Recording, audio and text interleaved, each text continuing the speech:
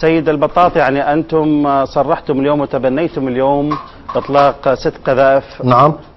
هل تسمعني؟ تبنيتم اليوم، تبنى جيش المختار الذي أنت قائده اليوم إطلاق 6 قذائف على مخافر السعودية، حدودية بين السعودية والعراق، هل ذلك صحيح وكيف تم ذلك أصلا؟ هذه الضربة كانت ضربة تحذيرية للسعودية، نحن حذرناهم مرارا وتكرارا وقلنا لهم أنهم عليهم أن يكفوا عن دعم الإرهاب، وعليهم أن يكفوا ألسنة سفهائهم عن التعرض لمذهب التشيع، وهم بين الفينة والفينة يصدرون فتاوى للتكفير، يكفرون مذهبا بكامله، وهذا المذهب تعداده أكثر من 350 مليون إنسان، لا يحترمون مشاعرنا ولا يحترمون دماءنا ولا يحترمون أرضنا ولا عرضنا. هذه ضربة تحذيرية للسعودية، عليها أن تفهم الرسالة فهما جيدا. نحن لم نقتل أي أحد منهم لأننا نعلم أن الجنود ليس لهم ذنب، نحن نستهدف 15,000 من العائلة الحاكمة، عائلة آل سعود. عائلة آل سعود إما أن تتنحى عن سيد واثق، ما نوع هذه الصواريخ وكيف أطلقتموها؟ شبه وعرة ومجاهدين. نعم. ما نوع هذه الصواريخ وكيف أطلقتموها وفي أي ساعة تحديدا؟ نحن أطلقنا الصواريخ ليل الأربعاء. نعم. ووجهناها من أماكن قريبة على المركز، يعني دخلنا في داخل الحدود السعودية وأطلقناها من داخل الحدود السعودية ليل الأربعاء. وهذه الصواريخ هي صواريخ جراد وليست قذائف مورتر كما هم يزعمون. طيب.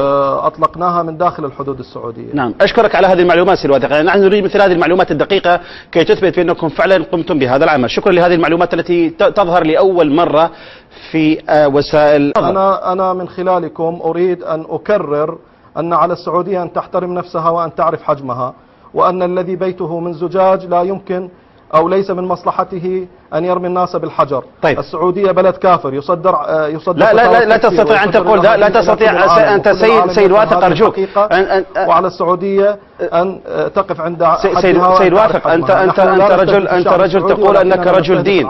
سيد واثق أرجوك اسمح لي. سيد واثق أرجوك. تقريبا 15,000 صعلوك من صعاليك آل سعود. طيب سيد واثق، نحن نعطيك الحرية في الكلام، اسمح لي أرجوك. تنوي هناك مصادر قريبة منك ربما سيد واثق البطاط، ربما سربت هذا الخبر أو لا أو ما شاكل ذلك، ولكن هذه فرصة لك لكي نستوضح حقيقة الخبر منك أنت. طبعا هناك مصادر تقول أن سيد واثق البطاط يفكر جديا بمهاجمة الكويت مرة أخرى، هل هذا صحيح؟ أنا أتمنى من الله سبحانه وتعالى وأقسم على الله بدم الحسين أن يوفقني أن أقتحم الخليج بكامله وأن أصلي في الحرمين. هذه بلدان تكفيرية من الكويت وانتهاء باليمن، هذه بلدان تكفيرية. أسأل الله بحرمة الحسين. سيد واثق، أنت عندما تتكلم عن بلدان تتكلم عن شعوب، أرجوك انتبه إلى هذا الموضوع أرجوك. أنا أتحاور معك أيضا، أنا لدي مسؤولية أيضا في هذا الحوار، أنا لا أستطيع على أيدي هؤلاء الجرذان. لا اسمح لي لو سمحت سيد واثق، أنا أتحمل المسؤولية معك لكوني أنا أحاورك. أرجوك عندما تكفر بلد أنت تكفر شعبا بأكمله، أرجوك إذا كان عندك مسألة مع النظام قل حدد النظام. أنا لا أكفر لكن سؤالي هل أنت تفكر جديا في مهاجمة الكويت أو لا؟ ووعاة سلاطين، وأكفر بعض الوهابيين والتكفيريين النعاج الذين يستمعون وينصتون لهؤلاء الشراذمة، هؤلاء السفهاء الذين يسمونهم علماء. أنا أكفر هؤلاء وأنا مسؤول أمام الله. هل أنت تعمل ذلك كله من أجل العراق؟ سيد واثق، يجب القضاء هل ذلك من أجل العراق؟ ولو بقي من عمري يوم واحد فسأدخل إلى السعودية وأنتقم منها. أعصابك سيد واثق، أعصابك أرجوك. هل أنت تعمل ذلك من أجل العراق مثلا، محبة في العراق، من أجل العراق والعراقيين، أو ماذا بالضبط تحديدا؟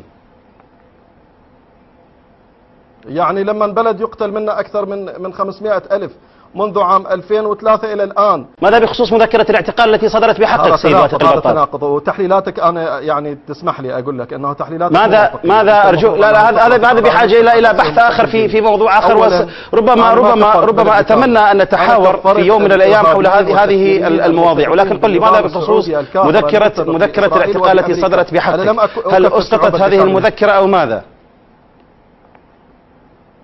نجحوا